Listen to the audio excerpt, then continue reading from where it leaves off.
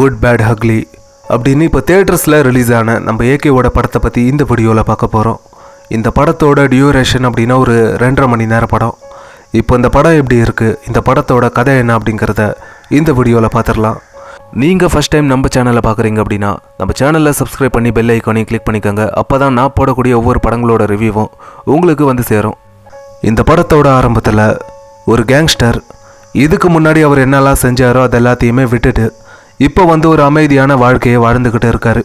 அப்போ அந்த ஒரு டைமில் அவருடைய பையனுக்கு அர்ஜுன் தாஸால் ஒரு பெரிய பிரச்சனை வருது. இதுக்கப்புறம் ஏகே வந்து அவர் இதுக்கு முன்னாடி என்னெல்லாம் செஞ்சாரோ அது எல்லாத்தையுமே திரும்ப செய்ய வேண்டிய ஒரு சிச்சுவேஷன் வருது. இதுக்கப்புறம் ஏகே அவருடைய பையனை காப்பாற்றுறதுக்கு எந்த மாதிரியான விஷயங்கள் எல்லாத்தையுமே செஞ்சார், இதுக்கு முன்னாடி அவர் என்னெல்லாம் செஞ்சுக்கிட்டு இருந்தார் அப்படிங்கிற இதெல்லாம் தான் இந்த படத்தோட கதை. உங்கள் எல்லாருக்கிட்டையும் ஃபஸ்ட்டு ஒரு விஷயம் சொல்லிக்கிறேன். நீங்கள் வந்து ஏகேவோட ஃபேன்ஸாக இருந்தீங்க அப்படின்னா, அதாவது இந்த ஆக்ஷன் படங்கள்லாம் உங்களுக்கு பிடிக்கும், இந்த ஆக்ஷன் படங்களை ரசிக்கக்கூடிய ஆளுங்களாக இருந்தீங்க அப்படின்னா இந்த படத்தை நீங்கள் கண்டிப்பாக ஒரு வாட்டி பார்க்கலாம். அதே நீங்கள் வந்து இந்த எமோஷன் சீன்ஸ் அப்புறம் இந்த ஸ்டோரியில் பெருசாக எதிர்பார்த்து போகக்கூடிய அந்த ஆடியன்ஸாக இருந்தீங்க அப்படின்னா இந்த படம் உங்களுக்கு கண்டிப்பாக செட் ஆகாது அப்படின்னு தான் சொல்ல முடியும்.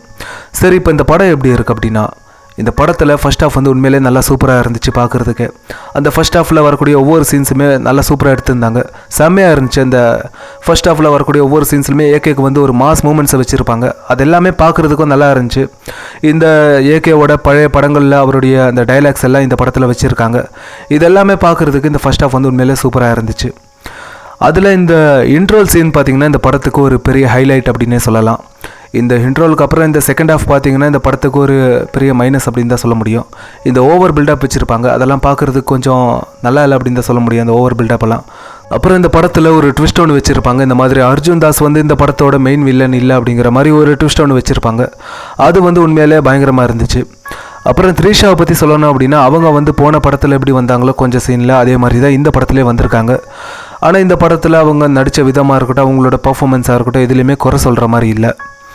ஏகேவாக இருக்கட்டும், இந்த படத்தில் நடித்த வில்லனுங்களாக இருக்கட்டும், எல்லாருமே ஒரு நல்ல பர்ஃபார்மன்ஸை கொடுத்துருக்காங்க. எனக்கு வந்து ஏகேவோட பர்ஃபார்மன்ஸ், அர்ஜுன் தாஸோட பர்ஃபார்மன்ஸ் உண்மையிலே சூப்பராக இருந்துச்சு அப்படின்னு தான் சொல்ல முடியும். அப்புறம் இந்த படம் வந்து ஒரு ஆக்ஷன் காமெடி படம். அப்படி இந்த படத்தில் இந்த காமெடியெல்லாம் நல்லா ஒர்க் அவுட் ஆகிருக்கா அப்படின்னு கேட்டிங்கன்னா ரொம்ப நல்லாவே ஒர்க் அவுட் ஆகிருக்கு அப்படின்னே சொல்லுவேன். ஏன்னா ரெடின் கிங்ஸ்லி, யோகி பாபு இவங்க எல்லாருமே இருக்காங்க. இவங்களால் முடிஞ்ச அளவுக்கு காமெடியும் பண்ணியிருக்காங்க. ஆனால் அவங்க பண்ண காமெடி கூட தேட்டரில் இருந்தவங்க ரொம்பலாம் சிரிக்கலை. ஒரு சீனில் பார்த்தீங்கன்னா அர்ஜுன் தாஸ் வந்து ஒரு பாட்டு பாடியிருப்பார். அவருடைய வாய்ஸில் பாட்டு பாடினா எப்படி இருக்கும்னு கொஞ்சம் யோசிச்சு பாருங்களேன். அதுக்கு தேட்டரில் இருந்தவங்க எல்லாருமே சிரிக்க ஆரம்பிச்சிட்டாங்க. ஆக்ஷன் சீக்வன்ஸை பற்றி சொல்லணும் அப்படின்னா, ஒரு சில ஆக்ஷன் சீக்வன்ஸ் பார்க்குறதுக்கு நல்லா இருந்துச்சு, நல்லா சூப்பராக பண்ணியிருக்காங்க. ஆனால் ஒரு சில ஆக்ஷன் சீக்வன்ஸ் எல்லாம் பார்த்தா சுத்தமாக லாஜிக் எல்லாமே எடுத்து வச்சுருக்காங்க. என்னடா அப்படி பண்ணி வச்சுருக்கீங்களா அப்படின்னு தான் எனக்கு தோணுச்சு. அதுலேயும் வரவன் போகிறவன்லாம் ஏகே யாருன்னு தெரியுமா அப்படின்னு பில்டப் மேலே பில்டப்பாக கொடுக்குறானுங்க. இந்த படத்தில் ஏகேக்கு பில்டப் கொடுத்த மாதிரி கேஜிஎஃப்ல ராக்கி பாய் கூட பில்டப் கொடுத்துருக்க மாட்டாங்க. ஏன்னா அந்த மாதிரி ஒரு பில்டப் இந்த படம் ஃபுல்லாக கொடுத்துருப்பாங்க. மியூசிக்கை பற்றி சொல்லணும் அப்படின்னா, ஜிவி பிரகாஷ் இந்த படத்துக்கு போட்ட அந்த பிஜிஎம் நல்லாயிருக்கு.